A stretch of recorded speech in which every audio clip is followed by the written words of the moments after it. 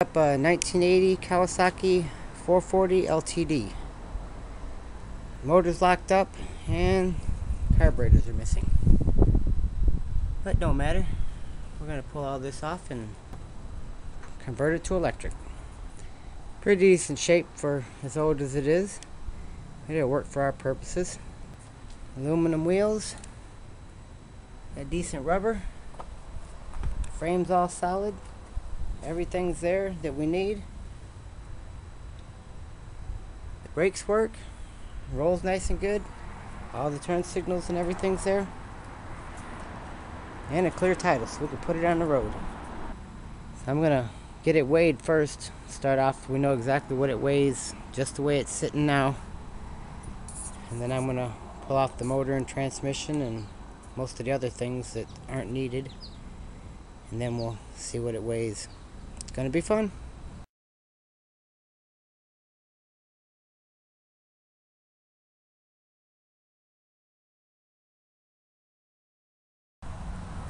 One of the bolts wouldn't come off on the side cover. I stripped it out with the Phillips, so I had to pop on the vice grips and bust her loose. We'll get the side cover off and get some photos and measurements of exactly where that sprocket is. Alright, this is the last bolt out of the cover here. I'm not sure if these two need to come off or if that's just a cover. Got to pull off this shifter arm, and we'll get this side cover off and see what it all looks like.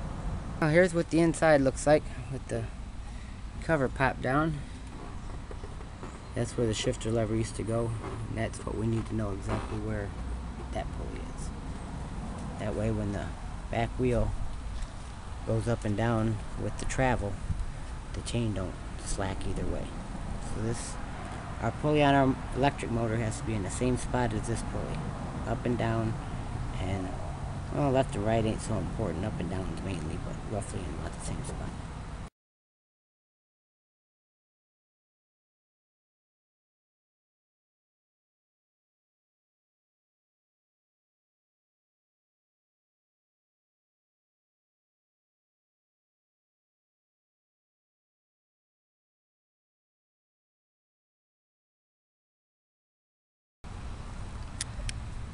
I started looking at the wiring a little bit to get everything unhooked, get this motor out of here. And I think these up here are starter wires, but I'm not 100% sure. And then I would say these are, I think, magneto wires to send power back up to the bike. I think it'd be a good idea to take the other side cover off and just see what a few things do before we go yanking wires. And also I want to get the side covers, the seat, and the tank off and put on a shelf so they don't get damaged while we're doing all this stuff. But I think this whole side cover will pop off. I would almost think there's like a flywheel behind here and then a starter, because we don't have a kickstart. But just to be sure, and then it looks to be mounted in the back here, up on top under there, on each side in the front, and I also think down here under the bottom somewhere. But we'll get these covers and tank off, we'll get the exhaust pipes off. I might save them. I might be able to reuse them in the look of the bike so it don't look so different or changed from the stock look, you know. I don't know, could go either way. Working on draining the oil out of the motor now. While we're waiting on that to drain, I'll go ahead and get the side covers and the tank and everything off. Now to pull the tank and the side covers and everything, we'll grab the key. Latch there, it flips up the seat. Pull a couple of pins here, and we'll set the seat aside. And the cover just come off with a push pins type of things. And And then the tank looks to be held on with just that one bolt there. And then it's probably fastening something up in the front. The fuel line's already unhooked. There doesn't seem to be anything else attached to it.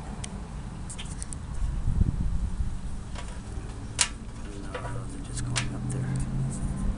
Alrighty, I'll get her out. Oh yeah, seems the tank just comes off with that one simple bolt. And like lift up and slide it back here.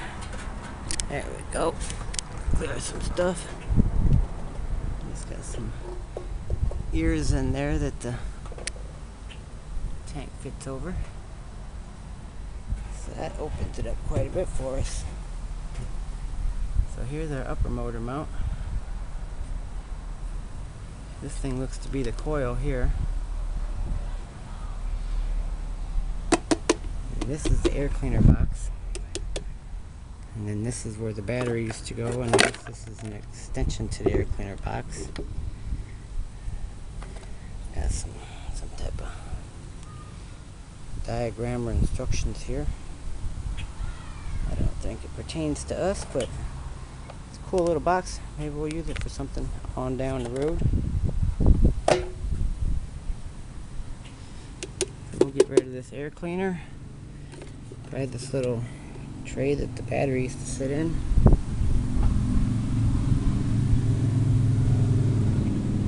Get this motor out of here if the oil's done. Dribbling a little bit, but we'll let it finish draining out. I want to get a good look at where these pipes are mounted.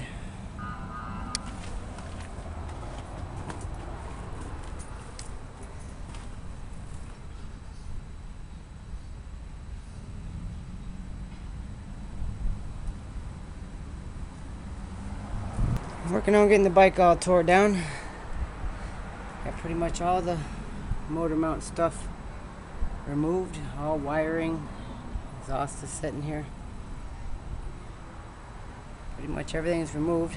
I got one more bolt and then set the motor off. Oh, we got the motor out. Sierra helped me. Say hi, Sierra. Wow, it's a video. Terrible. My fingers are dirty. Well, check it out. We got the motor out. A big old pocket for a motor and batteries. That's a whole lot of motor. I also removed the battery box. There's a solenoid. It was up in there. And I noticed that he must have had a problem with the battery before, because the battery box is split down the side there on that side and there on the other side. It's like a hacksaw or something. So I must have had to pry the battery out or something, who knows. But also, got out the old bathroom scale and set her on there, and the motor, I guess the transmission combined, and then the battery box is thrown on. Also, we got the coil. But all the stuff that goes with a gas motor, basically. And like I said, it comes out to about 120. And that's all. I drained the oil out, and yeah, I tried to leave some of the stuff on that we're gonna need. Not exactly sure what this is, but we'll find out here before long. This is our brake light switch. Goes down to brake lever. That way, when you hit the brakes, you engage the brake light switch. So we got lots of room to work with. Kind of yucky and stuff up in here. I'm gonna load it up on the truck and take it up and power wash it real good.